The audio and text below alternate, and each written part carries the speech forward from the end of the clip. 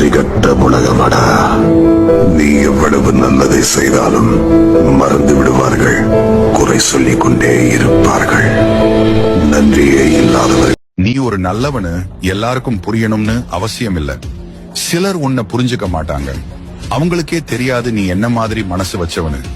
நீ எவ்வளவு நல்லதா நடந்தாலும் கோபம் ஒரு நிமிட ஆவேசம், ஆனால் அதன் விளைவுகள் வாழ்நாள் பாடம். நிதானம் ஒரு மனிதனின் அழகான ஆடம்பரம். அது வெற்றியை மட்டுமல்ல, மதிப்பையும் தரும். கோபத்தில் எடுத்து என்னை தேடி வரும் துன்பத்திடம் சிரித்துக் கொண்டே கேட்டேன், யாருக்கும் என்னை பிடிக்காமல் போக உன்னை மட்டும் என்னை எப்படி பிடித்தது? அடிக்கடி வந்து சந்தித்து கொண்டே இரு. நம்மள ஒதுக்குற இடத்துல, வெறுக்கிற இடத்துல, நம்ம வார்த்தைகளுக்கு மதிப்பில்லாத இடத்துல, நம்ம செய்யறதெல்லாம் போலி பொய்ன்னு சொல்ற இடத்துல நம்ம யாருன்னு நிரூபிக்க தேவையே இல்லை. பிடிச்சவங்க மாறினதையும் பார்த்தாச்சு, நம்பினவங்க விட்டுட்டு போனதையும் பார்த்தாச்சு.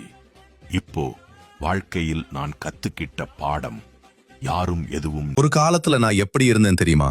எதுவுமே மனசுல வச்சுக்காம துரு துருன்னு ஜாலியா சின்ன குழந்தை மாதிரி ஓடி ஆடிட்டு இருந்தேன்.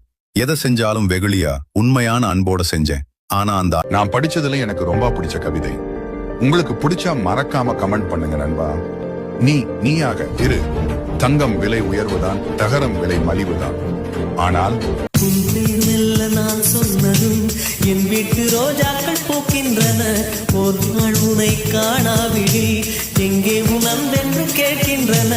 நீ வாழ்க்கை என்பது எப்போவும் சீரான பாதையாக இருப்பதில்லை. சில நேரம் சந்தோஷம் வரும், சில நேரம் சிரமம் வரும். கஷ்டம் வந்தா அது நம்ம தள்ள வரல, அது நம்ம மேலே கொண்டு போவதற்கான. கவலை கொள்ளாதே, வழி தவறியவன் நேர்வழி தேடி அழைக்கும் அழைப்பிற்கு பதில் கொடுக்கும் இறைவன் உன்னோடு இருக்கும் போது. கவலை கொள்ளாதே, சிரமங்களால் நகர இயலாதவன் சிரமம் நீங்க அழைக்கும் எல்லோருக்கும் பிடிச்ச மாதிரி நான் இருக்கணும்னு இறைவன் கிட்ட வரம் கேட்டேன். அவர் சிரிச்சுக்கிட்டே சொன்னார், எனக்கே இன்னும் இந்த வரம் கிடைக்கல. அடுத்தவர்கள் என்ன சொன்னால் என்ன? சிலர் நம்மை காயப்படுத்தும் போது கூட வலிக்காது, ஆனால் காயப்படுத்தி விட்டு அதனை நியாயப்படுத்தும் போதுதான் நமக்கு அதிகமாக வலிக்கும். என்னதான் ஓடி ஓடி உதவி செய்தாலும் சில சுயநல அடுத்தவனுக்கு வளைஞ்சு கொடுத்து வாழ்ற பழக்கம் எனக்கு இல்ல. என் சுயமரியாதைய அடகு வச்சு கிடைக்கிற எந்த சந்தோஷமும் எனக்கு தேவையில்லை. இந்த உலகம் என்னை எப்படி வேணாலும் பேசி. කිසිම කෙනෙක් ගැන ඕනෑවට වැඩිය බලාපොරොත්තු තියාගන්න එපා. මොකද ඒ හැඟීම නැති වෙද්දී අපිව පණ පිටින් මැරෙනවා. வாழ்க்கையே வாழ்றதுக்கு தானே. நைட்டு தூங்கினோம்னா காலைல எந்திரிப்போமான்னு தெரியாத ஒரு நிரந்தரம் இல்லாத வாழ்க்கைங்க இது. இதுல நான் பெருசா நீ பெருசா இல்ல அடுத்தவன் ஏதாவது சொல்லுவானா அப்படின்றதெல்லாம் யோசி.